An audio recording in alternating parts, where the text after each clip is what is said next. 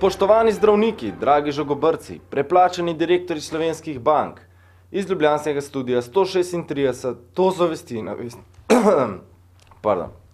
Vlada se je v ponedeljek odločila, da v naslednje seje prekine obravnavo drugega rebalansa letošnjega proračuna, se želi uravnotežiti namero, da v zaostrenih razmerah varčuje in investira obenem. Finančni minister Franci Križanič pa je povedal, kdaj lahko pričakujemo že tretji letošnji rebalans. Kdaj lahko pričakujemo tretji rebalans proračuna v tem letu? Morda bo jeseni še, časi so tako delikatni, da tega ne izključujem, ni pa nujno. Jeseni torej lahko poleg barvnega listja pričakujemo tudi tretji rebalans. Pred sejo vlade se je premier Borut Pahor pogovarjal tudi z direktorjem Urada za makroekonomske analize in razvoj Boštjanom Vasletom. Ta mu je zagotovil, da lahko vlada pripravi rebalans na podlagi ocene, da bo bruto domači proizvod letos padel kar za 4%. Med vsemi novicami, ki vedno niso dobre, je ta do neke mere razveseljiva. Po januarju in februarju, ko smo beležili zelo hiter padec gospodarske rasti po svetu, zlasti v državah, ki so za nas izvozno atraktivne, in smo ga beležili tudi pri nas, zdaj lahko rečemo, da se padanje gospodarske aktivnosti umirja. Borut Amonra Pahor pa je bil, kako tudi ne, se njegova stranka enotna kot še nikoli, optimističen tudi na enem izmed predvolilnih shodov. V Ajdovščini je takole nagovarjal k udeležbi na evropskih volitvah. Spoštovani gospe in gospodje, tovarišice in tovariši, dragi prijatelji socialne demokracije, 7. junija bo torej pomemben dan.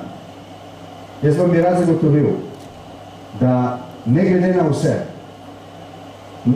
vse probleme, vidimo v naši sedanjosti in prihodnosti predvsem priložnosti. Vidimo priložnosti za veliko večino ljudi. Skušamo peljati reforme tako, da bomo na koncu išli kot zmagovalci vsi, ne samo nekateri. Če kdaj je potem zgodovinsko naključje, neka usoda, neka nevidna roka, čeprav ste na koncu odločili, kako vi, poskrbela za to, da je prvič v zgodovini socialna demokracija lani jeseni zmagala in dobila odgovornost, da vodi državo. In jo vodi na način, ki danes Slovenijo korak za korakom, počasi zanesljivo, vleče ven iz krize. Od tovarišev in tovarišic, ki rešujejo našo državo, pa k ostalim strankam, ki silijo Evropo. Izključno nacionalne interese bo, vse tako obljublja, v Evropi zagovarjal Sergej Čas iz SNS-a. Ne bomo podlegali nobenim že organiziranim političnim skupinam, ne bomo igrali krapse v brušu, temveč bomo pošteno povedali, da smo doma iz Slovenije. Edini kandidat na evropskih volitvah pravzaprav iz Bele krajine. Ja, sem ponosen na to, izredna čast je za mene. Moram reči, da mi je že kar pošteno, da me toče, tudi pod pasem nekateri, ker veste, manjše je okolje, pa tudi favšarija je večja, ne? To se tle v Ljubljani že malo zgubi. No, združeni oblipi sprave na čelu s predsednikom društva Stanislavom Klepom pa so se zbrali na Streliški ulici v Ljubljani ob kraju smrti teološkega profesorja in katoliškega duhovnika Lamberta Erlihla, kjer so se spomnili tudi pokojnega slovenskega metropolita, tega bom pa znal prebrati, Alojzija Šuštarja. Smisel današnjega snidenja je ravno v tem, da se teh redkih ljudi spominjamo, kajti naša politika, vladna politika, gre za tem, da se vse to pozabi.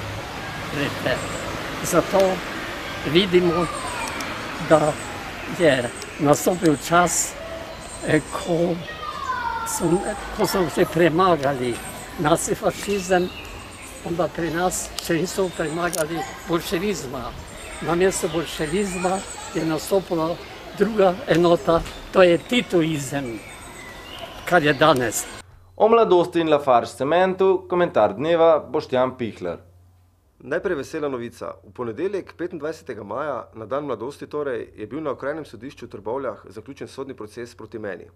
Kot verjetno veste, me je Lafarge cement tožil zaradi žalitve, ki naj bi jo storil s tem, ko sem svojim kolegom po elektronski pošti posredoval letak, ki problematizira Hitlerjeve in Lafargeve manipulacije z otroki.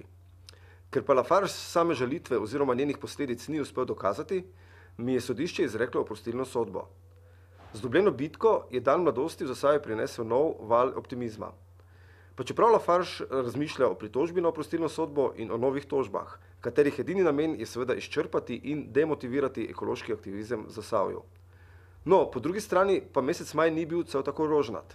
Doletela me je namreč nova tožba. Toži me poslanec Državnega zbora in župan Trbovelj Bogdan Barovič. Baroviča naj bi užalil z 2 PowerPoint predstavitvama z naslovoma Trbovelj je mesto duhov in Zahrbtna dvoličnost Lafarge cementa, ki obe problematizirata neomejeno onesnaževanje francoskega Lafargea in pohlevnost slovenskih, državnih ter lokalnih oblasti. V obeh predstavitvah sta med drugim posebej izpostavljeni Barovičevo zanemarjanje Zasavja ter njegova popolna podrejenost Lafargeu. In k tej podrejenosti gre sedaj šteti tudi njegovo tožbo, kateri glavni namen je spet izčrpavanje in demotiviranje ekološkega aktivizma. Ocena je seveda preuranjena, vendar utemeljena. Da boste lažje razumeli, si oglejte obe predstavitvi. Končajmo pa spet še eno veselo novico, ki jo je prinesel maj. V Trbovljah so se pojavili plakati, ki ironično opozarjajo na prihodnost tega mesta, za pokušino. Oglas: poceni sežigamo gume, olja, smeti, po potrebi trupla mladih Trbovljčanov. Lafarge. Evo, dokaz, da sta v Trbovljah še vedno prisotna zdrava pamet in pogum. Avtorju oziroma avtorjem letakov kličemo bravo in korajžno naprej. Slovenija, Slovenija, Slovenija, kulturac. Tudi v japonskem mestu Osaka se lahko pobahajajo z velikanskim tematskim parkom Universal Studios. Mladoporočenca Jan in Polona sta ga obiskala in takole to izgleda v večernem soju japonskih luči.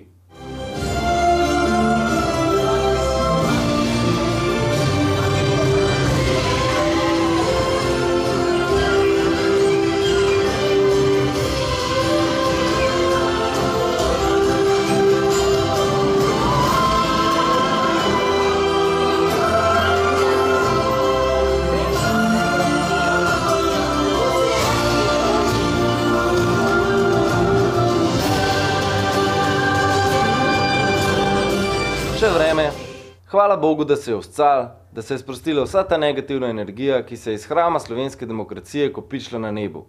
Iz ljubljanskega studia 136, to so bile vesti na vesti. Pa saj bo spet sonce.